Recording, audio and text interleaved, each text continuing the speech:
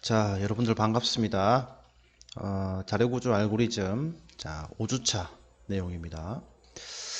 자, 우리가 이제 1주차에 자료구조와 알고리즘을 어떤 실생활의 예제를 들어서 설명을 했어요.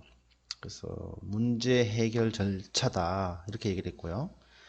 그 해결 절차를 해결을 해가는 과정에 그 문제 해결 절차 중에서 우리는 순차 구조, 뭐 선택 구조, 반복 구조 이런 것이 있다 이렇게 배웠습니다. 지난주에 이 순차 구조와 이제 선택 구조, 그 다음에 그 반복 구조를 표현하기 위한 어떤 순서도들을 우리가 이제 학습을 했고, 또 지난주에 어떤 변수 개념에 대해서도 좀 명확히 했습니다. 그러면 변수, 그죠? 우리가 이제 프로그래밍 언어를 활용해서 문제를 해결해 가는데, 이 문제를 해결해 가는 과정에 데이터가 있어야 되는 거죠. 문제 해결이라는 것은 데이터 처리라고 했어요. 데이터를 저장하기 위한 공간이 바로 이 변수다 얘기를 했습니다.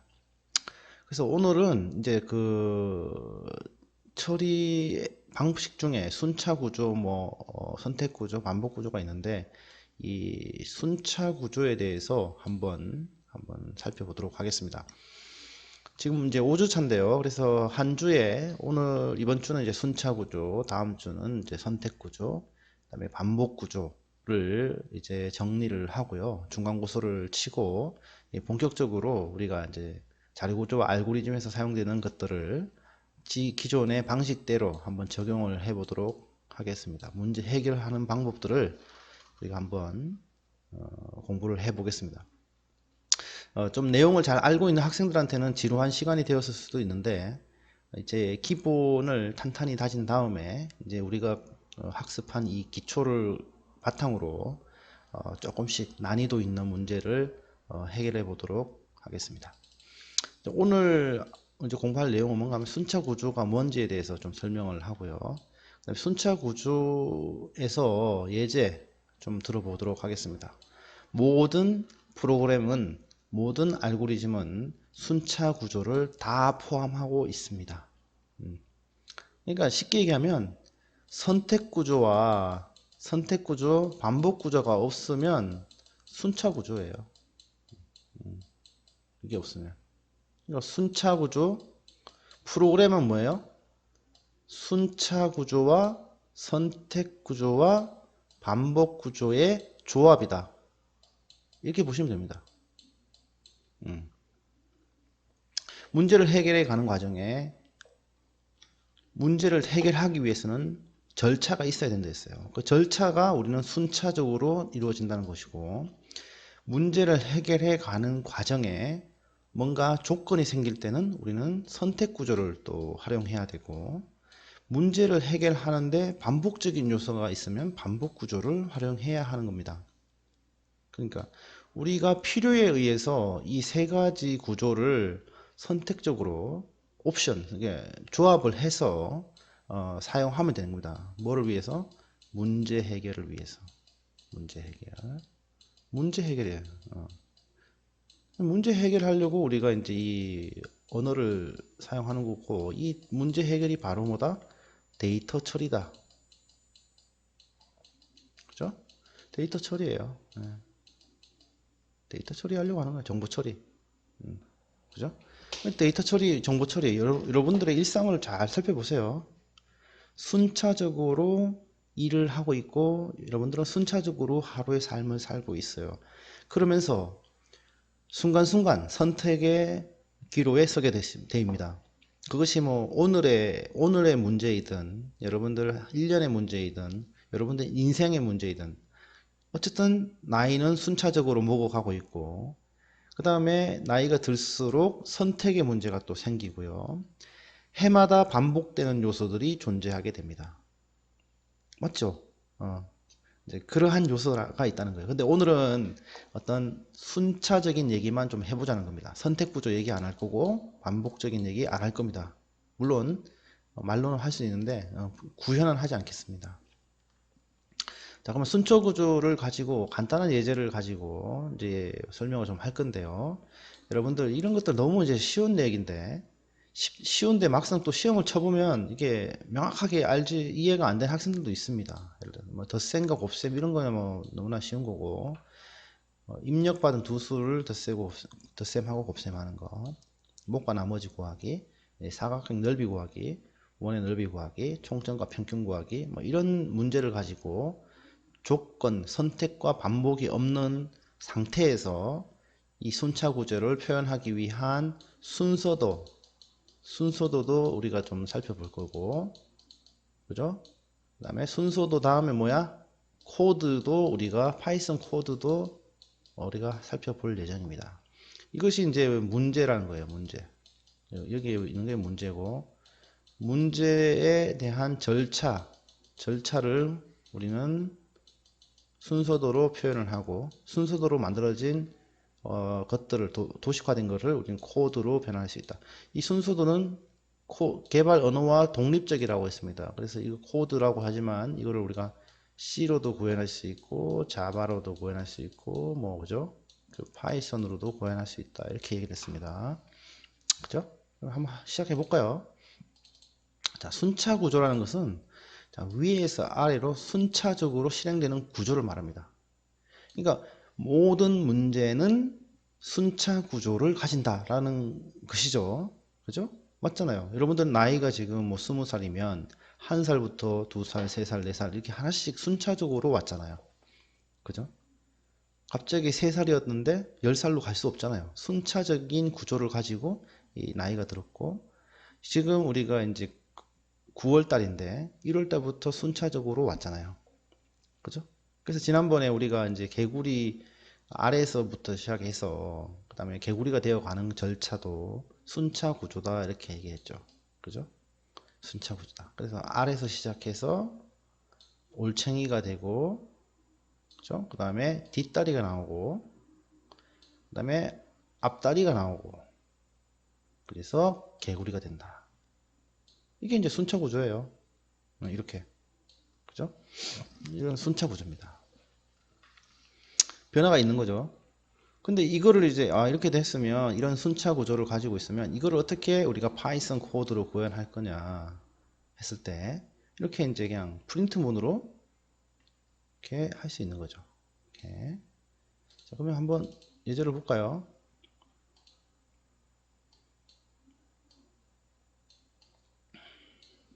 자, 3과 5의 덧셈과 곱셈 구하기.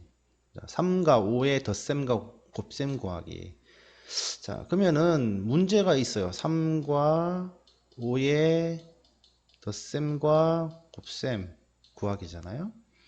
그러면 우리가 문제 해결을 해야 되는데 어쨌든 입력 데이터 3과 5를 저장할 수 있는 공간, 메모리상의 공간을 만들어 놔야 된다. 맞나요? 공간이 있어야 될 거 아니에요. 공간을 만들어 놓고 값을 할당, 이 두 개의 값을 할당한다.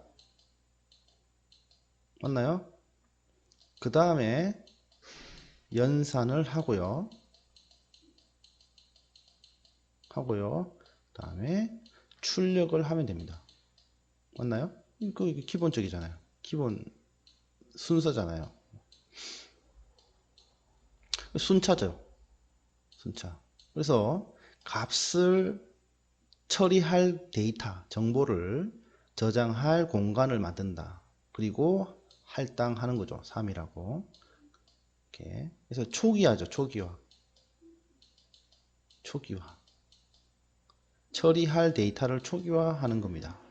그래서 공간 A, 공간 B 변수를 만들고 3과 5를 할당한다. 이렇게 되어 있습니다. 자, 그 다음에 연산을 합니다. 연산을 해서 연산된 결과값을 이렇게 공간에 또 저장하고요. 공간하고 이 두 개의 값을 출력을 해줍니다. 맞죠?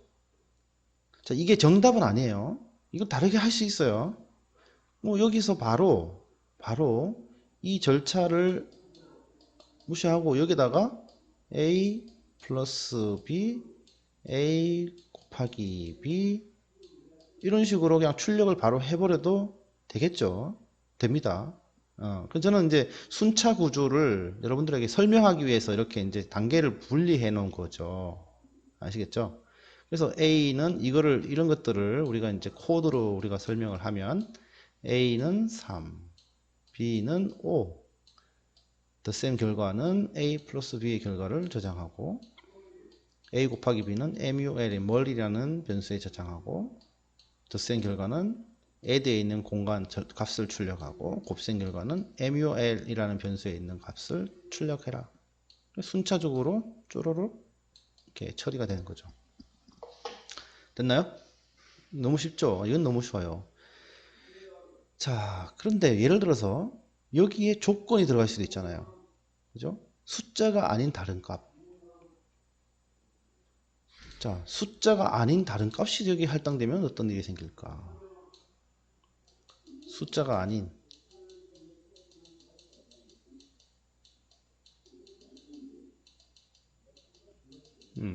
숫자가 아닌 값. 우리 정상적인 데이터가 아니잖아요. 덧셈과 곱셈을 하기 위해서는 숫자만 있어야 되는 숫자가 들어와야 되는데 숫자가 아닌 값이 들어오면 어떻게 돼요? 이럴 때는 뭔가 조건을 걸어줘야 돼요. 조건. 이때 우리는 선택 그죠? 구조를 사용해야 되는 거고 그 다음에 3과 5를 실행하고 나면 이 프로그램은 뭐야? 3과 5만 연산할 수 있잖아요. 맞죠? 그리고 한 번밖에 못 하잖아요. 근데 이거를 여러 번, n번만큼 해보고 싶다. 그죠?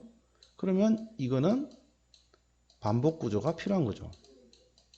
맞나요? 반복 구조. 그 다음에 여기에 있는 값을 바꿔서 반복할 때마다 내가 임의로 값을 바꿔서 넣고 싶다. 이때는 우리가 사용자 입력으로 바꿀 수 있겠죠. 사용자 입력. 맞죠? 그래서 지난 시간에 우리가 이 변수에 정보를 입력하는 방식 중에서 사용자 타이핑을 통해서 받는 방법 배웠죠. 인풋이라는 거. 인풋이라는 함수를 이용해서. 맞죠? 맞습니다. 이거 뭐 좀 이따 보여줄게요. 그 다음에 이제 나오네요. 그 입력받은 두 수의 덧셈과 곱셈. 입력을 받는다. 입력. 그래서 공간을 할당을 하고 A, B라는 공간을 할당하고 이제 입력을 받는데 사용자가 입력을 한다. 사용자가 입력을 해요. 근데 사용자 입력인데 여기에 어떤 입력인가 하면 키보드 입력이에요. 키보드. 키보드 입력이에요.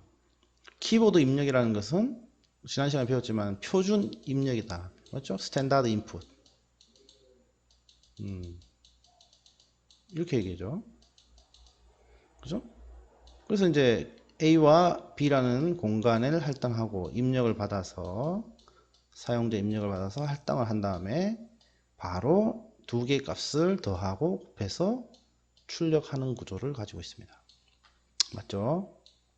그래서 여기 보면 자, 정수를 받는데 인풋은 최종적으로 타입이 뭐야? 스트링이죠.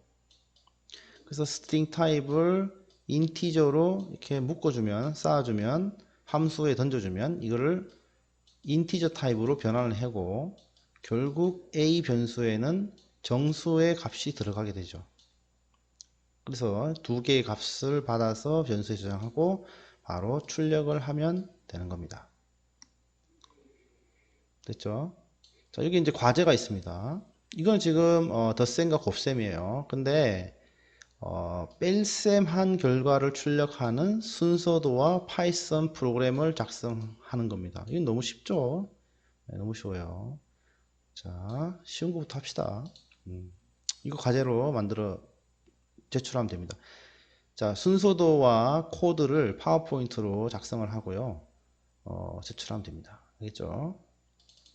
자, 목과 나머지 구하기. 너무 쉽죠, 이것도. 너무 쉬워요. 그럼 목과 나머지를 구하려면 두 개의 숫자를 받아야 됩니다. 두 개의 숫자를 받아서 하나의 숫자가 나머지 숫자를 나누어 주거나, 그죠?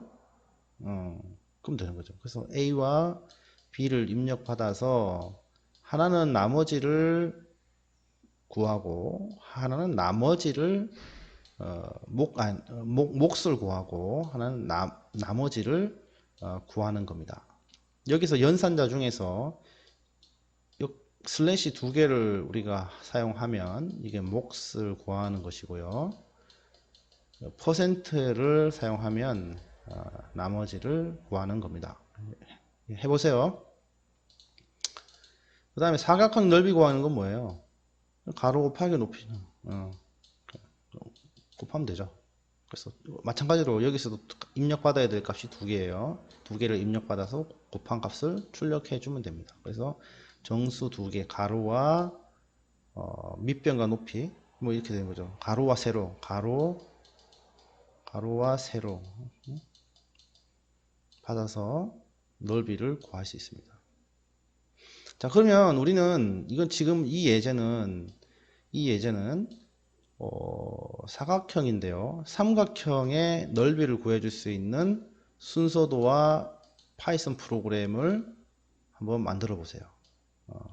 자, 삼각형 넓이 구하는 공식 알죠? 그까지 내가 뭐 알려줄 필요는 없을 것 같고 여러분들 얼마든지 잘할 수 있을 거라 생각합니다. 그래서 이거에 대한 순서도와 소스 파이썬 코드를 작성해서 또 제출해 주기 바랍니다. 같이 과제가 한 4개 정도 5개 되는데 잘 마무리해서 보내주세요. 원의 넓이 이제 여러분들 학교에서 배웠던 거 지금 나옵니다. 원의 넓이 핵심이 뭐예요? 이거죠. 결국 여기서는 원의 넓이는 뭐가 중요해요? 반지름이 중요하다. 반지름. 지금 데이터 입력 받을 게 반지름밖에 없잖아요. 원주율은 이미 정해져 있잖아요. 맞나요? 내가 입력만 해도 이미 정해져 있는 거잖아요. 정해져 있는 거고 내가 사용자가 입력해 줄 거는 이 반지름만 있으면 된다. 결국 사용자 입력을 위해서 변수 하나만 정해 주면 되고 그 변수 하나에 input이라는 함수를 통해서 숫자 하나를 입력받으면 됩니다. 잘못했죠. 두수가 아니고 복사하는 과정이 잘못했어요. 그래서 이 연산식을 그대로 붙여서 출력을 해주면 됩니다. 자, 근데 여기서 하나 좀 설명할 게 있어요. 자, 이 파이라는 이 파이라는 거는 이미 정의되어 있는 숫자죠. 그럼 어디에 정의되어 있느냐? 수학 라이브러리에 정의가 되어 있습니다. 그래서 우리가 파이라는 숫자를 이미 정의된 숫자를 사용하기 위해서는 이 math라는 패키지를 불러와야 됩니다. 라이브러리를 불러와야 됩니다. 그래서 지난번에 우리가 이제 라이브러리를 가져온다고 했잖아요. 임포트해서.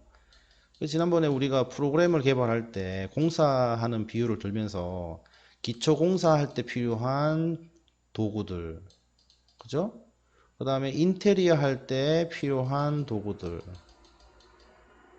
그 다음에 배선 공사할 때 필요한 도구들 다 다르다고 했잖아요. 뭐 그런 도구들을 일단은 가져다 놓고 우리가 작업을 해야 되는데, 자, 이거 같은 경우는 수학 연산자의 원주율이라는 값을 우리가 활용하기 위해서는 이 수학이라는 math라는 패키지를 일단은 가져와 놓고 여기에서 이거를 호출해서 사용하게 되는 거죠. 됐나요?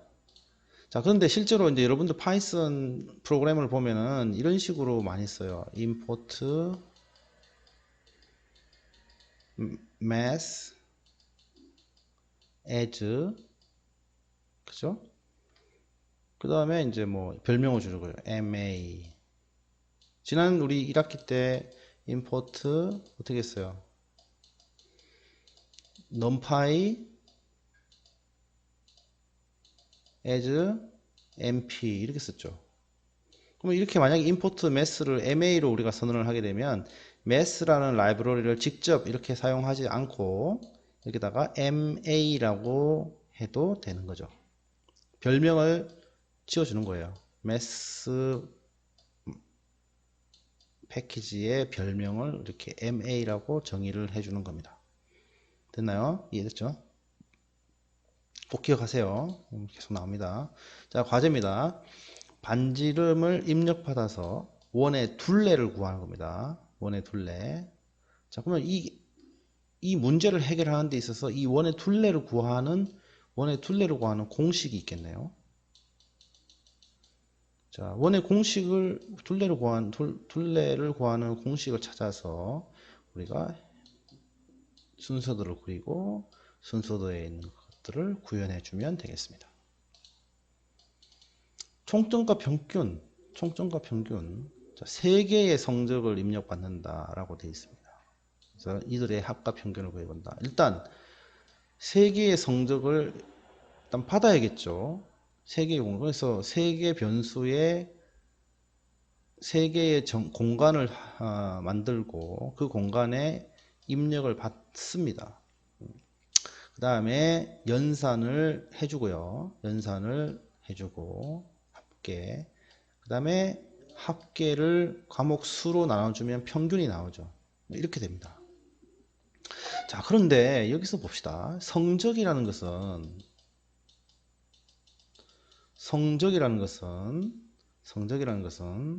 0점부터 100점까지 숫자로 따지면 레인지가 존재합니다. 숫자인 경우에. 그죠? 우리가 숫자인 경우는 이렇게 됩니다. 0점에서 100점이 도메인이 돼요. 성적에 대한 도메인. 맞나요? 근데 여기서 입력을 받을 때 이 범위를 벗어나는 숫자 마이너스 1, 뭐 예를 들어서 101점 이런 것들이 여기에 입력이 되면 어떻게 되겠습니까? 잘못된 거잖아요. 그러니까 이 입력을 받을 때 내가 데이터를 처리를 할 때 항상 선택의 여지가 있다. 한번 선택 구조를 활용할 수밖에 없는 거죠. 성적이니까. 그죠? 성적에 음수값을 넣을 수는 없잖아요. 맞습니까? 그래서 이때는 이제 선택 구조를 고려해야 된다. 뭔가 데이터가 들어올 때는 선택 구조를 고려해야 되는 겁니다. 내가 처리할 데이터가 있어요. 근데 뭔가 들어왔어요. 이 데이터가 그 범위에 있는지 확인하는 절차가 필요합니다. 그때 우리는 또 선택 구조를 활용하게 되는 거죠. 그 데이터가 들어와서 그 다음에 연산이 들어가야 돼. 한번 검증을 하고 그 다음에 성적을 입력해서 합계와 총점과 그 평균을 구하는데 여기서 한 번만 할 게 아니고 여기서 또 한 번 반복적으로 이걸 해보고 싶다. 그러면 반복 구조를 넣어줍니다. 또 실행을 해야 되잖아요. 이거 같은 경우는 한 번 실행하면 끝나잖아요. 그런데 반복을 해보고 싶다라고 하면 우리가 또 반복 구조를 쓸 수 있는 겁니다. 그래서 이제 선택 구조와 반복 구조를 활용해서 사실은 다 이게 핵심이죠. 성적 구하는 이것이 핵심이에요.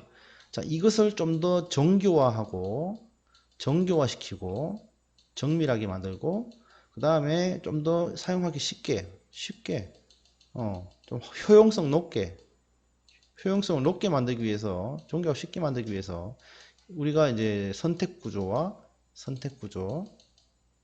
반복 구조를 같이 이제 사용하게 되는 겁니다. 됐죠? 자, 이제 계속 할 거예요. 지금 내가 이제 순차 구조지만 우리가 선택 구조와 반복 구조를 같이 고민해 보면 지금 우리가 만든 이 다섯 라인의 코드지만 이것을 함께 이렇게 고민해 보면 이것이 라인의 숫자가 확 늘어납니다. 여러분들 코드 라인에 대한 두려움이 있을 텐데요. 그런 것들 이제 실습을 해보면 되는 거죠. 그 다음에 센티미터 단위의 길이를 미터와 센티미터로 변환하기. 그죠? 즉, 183cm라는 것은 뭐예요, 결국? 1m 83cm죠. 맞나요? 이거예요. 센티미터를 입력하면 미터와 센티미터로 표현을 해달라 이겁니다. 그러면 이거 같은 경우는 100으로 나눠서 몫은 미터가 되고 맞나요? 목슨 미터가 되고 나머지는 뭐가 돼? 센티미터가 되는 거예요. 맞죠? 맞죠? 맞잖아요. 센티미터를 입력을 받아서 100으로 나누면 몫이 나오고 100으로 이렇게 나눈 나머지를 구하면 센티미터가 나오는 거죠. 그래서 그거를 그대로 해주면 됩니다. 그래서 입력값은 하나만 있으면 돼요. 맞죠? 센티미터 입력을 받으면 되고요. 그래서 미터는 뭐다? 센티미터를 100으로 나눈 몫이다. 그 다음에 센티미터를 100으로 나눈 나머지다. 나머지. 이렇게 됩니다. 그래서 그걸 출력해주면 되는 거죠. 그래서 코드를 만들어 보면 이렇게 됩니다. 네. 쉽죠? 이거는 문제 해결에 있어서 코드가 어려운 게 아니고 센티미터를 넣었을 때 목과 나머지를 어떻게 구하냐 이 원리를 아는 게 90%예요. 맞잖아요. 이게 핵심 아니에요? 그죠? 그러면 요게 준비가 되면 우리가 절차를 만들고 이 절차를 코드로 변환해 주면 되는 겁니다. 사람들은 이걸 고민한다고 이게 어렵다고 생각해요. 근데 실제로는 이게 중요한 거예요. 맞죠? 문제 해결이잖아요. 그러니까 문제 해결하기 위해서 도와주는 도구가 이제 이런 순서도라든가 이제 코드죠. 실제로는 벌써 이 문제 해결은 여기에서 끝난 겁니다. 이거를 그러면 몫을 찾기 위해서는 어떤 연산자가 필요하냐? 프로그래밍 언어에서 이 연산자입니다. 나머지를 구하는 연산자는 뭐냐? 이겁니다. 이렇게 요거를 발견하면 이제 이걸 가지고 우리는 구현을 해낼 수 있는 거죠. 자, 여기 과제입니다. 이게 자, 미터 단위의 길이를 받아서 킬로미터와 미터로 변하는 거죠. 자, 1300m면 뭐야? 1300m면은 1km 뭐예요? 300m가 되겠네요. 그죠? 그럼 미터를 입력을 받고 그죠? 1000으로 나누어서 몫이 1이 되고 나머지가 미터가 되는 겁니다. 너무 답을 다 알려줬네요. 그 다음에 똑같습니다. 초를 입력하면 시간 분 초로 변환하는 겁니다. 똑같아요. 이것도 맞나요? 맞죠? 자 80초라고 합시다. 80초를 구하면 초부터 할게요. 시간 안 나고. 그럼 이건 뭐야? 1분 20초잖아요. 맞나요? 맞죠? 그러면 1시간이 3600초 맞나요? 맞나요? 66이 36이잖아요. 그러면 3680초다 라고 하면 어떻게 돼요? 1시간 1분 20초인데 그죠? 맞죠? 이게 나왔으니까 그러면 이거를 입력받았을 때 시간과 분과 초를 구하라고 하면 어떻게 해야 되겠어요? 좀 전에 우리가 공부했잖아요. 3680초를 3600초로 나눠서 몫은 시간이 되고 나머지는 뭐가 돼요? 초가 되죠, 초. 그죠? 그럼 이 초를 60으로 나누면 분으로 나누면 몫은 분이 되고 나머지는 초가 되겠네? 이해됐어요? 약간 좀 생각이 필요하죠. 예. 초 단위의 시간을 넣어서 3600으로 나눈 몫은 시간이 나오고 그 나머지가 바로 이제 초가 나오잖아요. 이 초를 60으로 나눈 몫은 분이 되죠. 분이 되고 그 60으로 나눈 나머지는 초가 되는 거죠.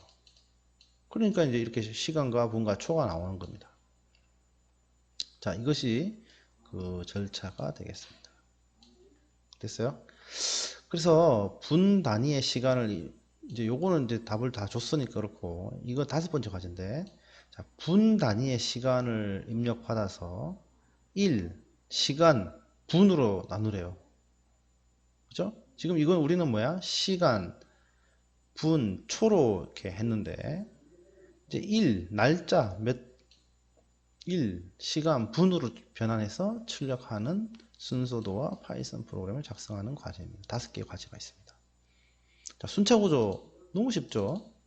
자, 지금 여러분들 프로그램이 어려운 게 아니에요. 문제를 해결하는데 핵심이 뭐냐가 어려운 거예요. 그 문제 해결 방법이 어려운 거예요. 그래서 사람들이 코딩이 어렵다라고 할 게 아니고, 코딩이 어려운 게 아니고, 문제를 해결하는 방법이 뭔지를 정확하게 정의하면 코드는 나오게 돼 있습니다. 그래서 문제 해결 방법, 문제 해결 방법이 제일 중요하고요. 그 다음에 이것을 도식화 시켜서 이제 사람들하고 토론을 하고 이거를 이제 구현하는 겁니다. 맞나요? 이게 계속해요. 근데 모든 프로그램 해결에 있어서는 순차 구조는 다 들어간다. 순차 구조. 순차 구조. 여기에 뭐 지금 선택의 문제 없잖아요. 그죠? 선택의 문제가 없어요. 그리고 여기도 봐요. 초 단위의 시간이에요. 초 단위의 시간. 자, 그러면 이 초라는 것은 음수가 존재하나요, 안 하나요? 안 하죠. 그래서 S 초가 만약에 음수이면 어떻게 돼? 이거 하면 돼요, 안 돼요? 안 되죠. 음수 값을 가지고 지금 음수 시간, 음수 분, 음수 초가 나올 수 있나요, 없나요? 없어요, 그죠? 그렇기 때문에 이때는 뭘 해야 된다? 선택 구조를 이용한다. 맞나요? 선택 구조. 그 도메인을 알아야겠지. 전혀 시간의 개념이 없는 사람은 양수가 들어와도 되는지 음수가 들어와도 되는지 모르죠. 하지만 여러분들은 그걸 알잖아요. 맞죠?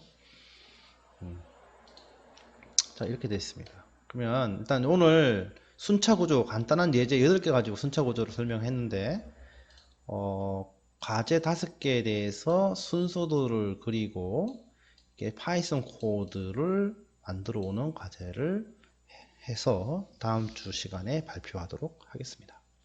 알겠죠?